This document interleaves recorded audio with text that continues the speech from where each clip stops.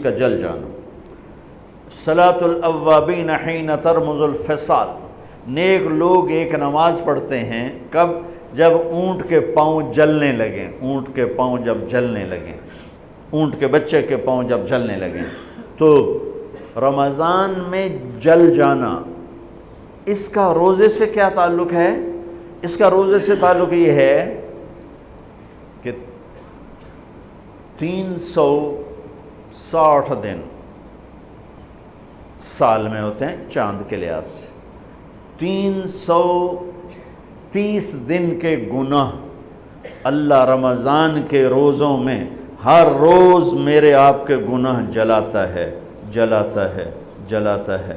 بھوک لگتی ہے ایک آگ بنتی ہے، پیاس لگتی ہے ایک آگ بنتی ہے۔ تو ہمارے لکڑی کی آگ میں چیزیں جلتی ہیں اور ہماری بھوک، روزے کی بھوک کی آگ میں گناہ جلتے ہیں، اور 29ویں روزے اللہ سارے سال کے گناہوں کو جلا کے روزہ والا یا روزے والی کو ایسے پاک کر دیتا ہے جیسے آج ماں کے پیٹ سے نکلا ہو، ایسے ان کو خوبصورت کر دیتا ہے۔ حج کا مہینہ آیا، اعمال اسی طرح ہیں جیسے ہوتے ہیں۔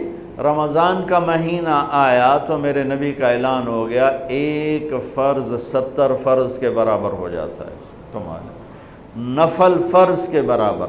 فرض اور نفل میں فرق کیا ہے؟ حضرت علی ہی کا فرمان ہے کہ جس شخص نے ایک فرض روزہ چھوڑ دیا پھر قیامت تک اس کی قضا میں نفل روزے رکھتا رہا تو ایک روزے کا یہ سارے روزے بدلہ نہیں ہو سکتے۔ ایک نماز چھوڑ دی اور پھر اس کی قضا میں قیامت تک نفل پڑھتا رہا تو فرض نماز کی ایک رکعت کے ایک سجدے کے برابر بھی نہیں ہے۔ فرض میں اتنی طاقت ہے۔ تو اللہ کی رحمت کیسے متوجہ ہوتی ہے کہ رمضان کے مہینے میں اللہ فرماتے ہیں میرے محبوب کی امت ہے، ایک فرض کو 70 کے برابر کر دو، اور پھر فرماتے ہیں نفل کو فرضوں کے برابر کر دو، اور پھر فرماتے ہیں جو رات کو تراویح پڑھے گا، دن میں روزہ رکھے گا، آخری رات اسے ایسے دھو کے پاک کر دوں گا کہ اس کے ذمے گناہ کا ایک ذرہ بھی باقی نہیں بچے گا، سب گناہ اللہ تعالیٰ اس کے معاف فرما دے گا۔ اور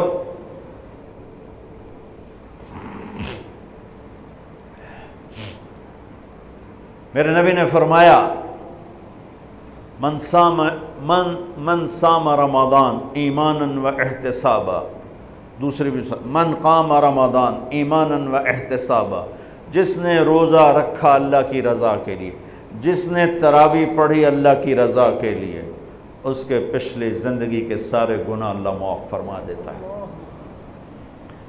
رات کا قیام کسی امت کو نہیں ملا۔ دیکھو روزہ سخت تھا تو ان کا قیام اللیل نہیں تھا، چونکہ وہ اپنی کتاب پڑھ سکتے ہی نہیں تھے۔ رمضان میں اللہ نے آسمانی کتابیں اتاری، یکم رمضان کو ابراہیم علیہ السلام پر، 2 رمضان کو تورات موسیٰ علیہ السلام پر، 8 یا 6 رمضان کو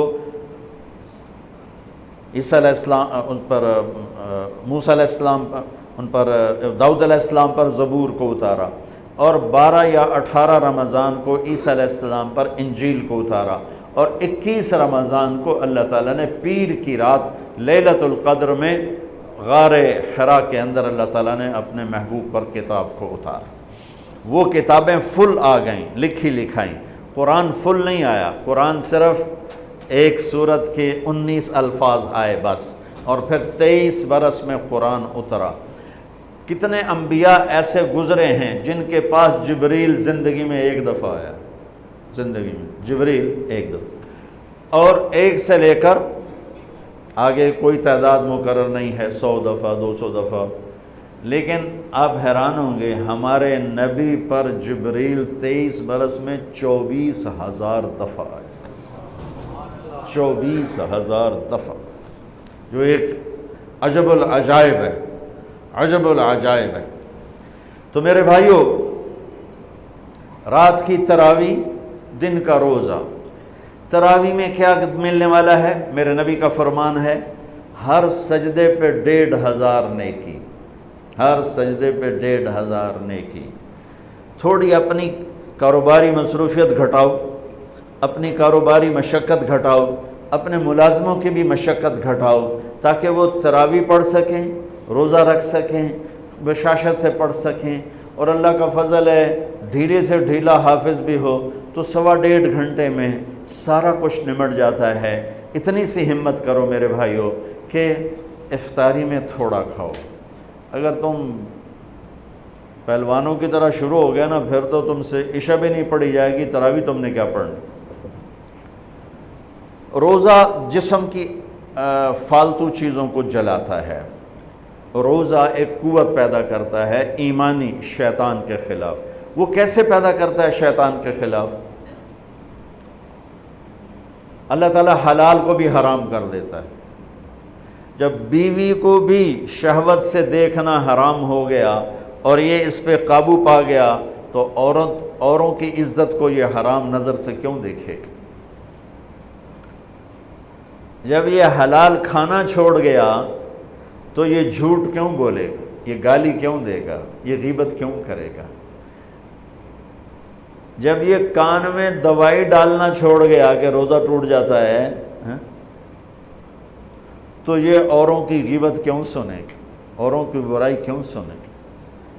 جب یہ آنکھ میں دوائی نہیں ڈالتا ہے کہ وہ حلق میں جاتی، وہاں سے وہ پیٹ میں چلی جاتی ہے، روزہ ٹوٹ جاتا ہے، تو یہ ان آنکھوں سے غلط کیوں دیکھے گا؟ یہ غلط کیوں کسی کی عزت کے اوپر اپنی بددیانت نظر کو ڈالے گا؟ تو جب یہ اندھیرے میں بند کمرے میں ٹھنڈا پانی پڑا ہوا ہے اور ہاتھ نہیں لگاتا ہے اور اللہ کا دھیان اسے یاد ہوتا ہے کہ اللہ دیکھ رہا ہے، نہاتے ہوئے ہونٹ بند کر لیتا ہے کہ کوئی پانی کا قطرہ منہ میں نہ چلا جائے اور میرا روزہ نہ ٹوٹ جائے، خراب نہ ہو جائے، تو یہ جب اللہ کا اتنا دھیان اس کو نصیب ہو جاتا ہے کہ اللہ دیکھ رہا ہے، ورنہ کیا کسی کو کیا خبر کہ میں 2 گلاس پانی پیتا یا میں پیاس سے بول رہا ہوں۔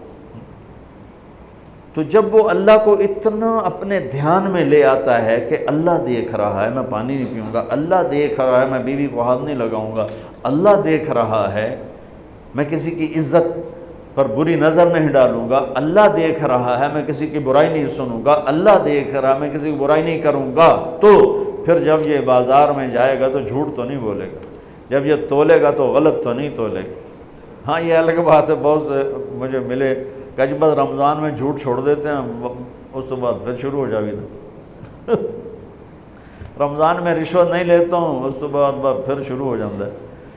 تو چلو شکر ہے 1 مہینہ تو مسلمان رہتے ہیں۔ اچھا اس کی وجہ کیا ہے کہ رشوت خور کہتا ہے جی رمضان میں نہیں، جی نہیں، رمضان میں جھوٹ نہیں بولنا، رمضان میں صحیح تولنا ہے، رمضان میں غلط نہیں تولنا ہے۔ کیوں؟ شیطان قید ہو جاتا ہے۔ رمضان میں نمازی کیوں بڑھ جاتے ہیں؟ شیطان قید ہو جاتا ہے۔ کسی امت کو یہ نہیں ملا کہ رمضان میں شیطان قید کیے جائیں، اس امت کو ملا رمضان میں شیطان قید ہو جاتے ہیں۔ کسی امت کو یہ نہیں ملا کہ رمضان میں جہنم کے دروازے بند ہو جائیں، اس امت کو ملا ہے رمضان میں جہنم کے دروازے بند ہو جاتے ہیں، جنت کے دروازے کھل جاتے ہیں۔ کسی امت کو یہ نہیں ملا کہ ان کے لیے ہر مخلوق دعا کرے، رمضان کے مہینے میں اس امت کو یہ ملا ہے کہ ان کے روزہ رکھنے والوں کے لیے چونٹیاں بھی دعا کرتی، پرندے بھی دعا کرتے ہیں، مچھلیاں بھی دعا کرتی ہیں، ہوائیں دعا کرتی ہیں، ہر شے دعا کرتی ہے روزہ رکھنے والے کی، اس امت کو ملا۔ کسی امت کو یہ نہیں ملا کہ آخری رات ان کی سب کی بخشش ہو جائے، اس امت کو ملا ہے کہ رمضان کی آخری رات سب کی بخشش ہو جاتی۔ کسی امت کو یہ نہیں ملا کہ جنت کی حوریں انہیں روزوں میں یاد کریں، اس امت کو ملا ہے کہ اللہ تعالیٰ جنت کو کہتا ہے کہ تو تیار ہو جا، میک اپ کر لے، میرے بندے آ رہے ہیں، دلہن بن جا، سج دھج کے مجھے دکھا دے تاکہ میں اپنے بندوں کو پیش کروں تحفے کے طور پر۔ یہ ہے تمہاری بھوک کا بدلہ، یہ ہے تمہاری پیاس کا بدلہ۔